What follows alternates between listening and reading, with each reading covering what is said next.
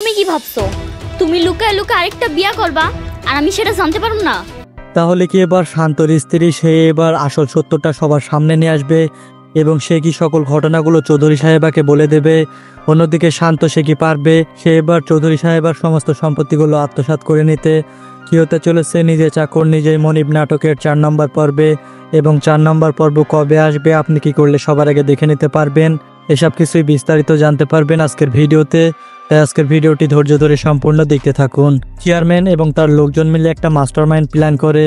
তো সে এবার চৌধুরী সাহেবাকে বোকা বানিয়ে প্রত্যেকটা সম্পত্তি এবার আত্মসাৎ করতে চায়। অনেক আগে একটা সন্তান কিন্তু হারিয়ে গিয়েছিল চৌধুরী সাহেবার, আর এই জন্য শান্ত সে যে অন্য একটা ছেলেকে ভাড়া করে নিয়ে আসে এবং সে যেন প্রত্যেকটা সম্পত্তি আত্মসাৎ করে নিতে পারে এই জন্য।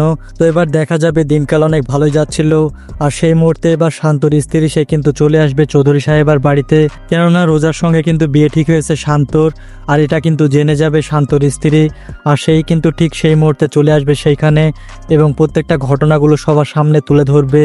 আর এবার সবাই কিন্তু বুঝে যাবে যে চৌধুরী বাড়ির একমাত্র সন্তান সে কিন্তু শান্ত না, এবং প্রত্যেকটা ঘটনাগুলো কিন্তু খুলে বলবে যে চৌধুরী বাড়ির আসল সন্তান হচ্ছে সালাম। তো এটা শুনে কিন্তু অনেক কান্নাকাটি শুরু করবে চৌধুরী সাহেবা, কেননা সে কিন্তু নিজের সন্তান ভেবেছিল এবং এত কাছে থাকার পরেও চিনতে পারেনি সালামকে।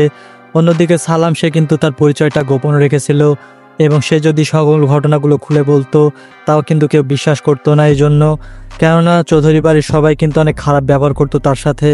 আর এই জন্য সেই ভয়ে সে বলেনি যে চৌধুরী বাড়ির একমাত্র সন্তান সে হচ্ছে সালাম। তো সব মিলিয়ে এবার অনেক ইন্টারেস্টিং এবং ধামাকাদার কাহিনী ঘটতে চলেছে নিজে চাকর নিজেই মনিব নাটকের 4 নম্বর পর্বে। তো 4 নম্বর পর্বটি আপনারা দেখতে পারবেন আগামী জুন মাসের 13 তারিখ শুক্রবার দুপুর 3টার সময় দেখতে পাবেন ঈগল ইসলামিক নাটক ইউটিউব চ্যানেলের মধ্যে। ভিডিওটি এ পর্যন্ত দেখার জন্য আপনাদের সকলকে অসংখ্য ধন্যবাদ।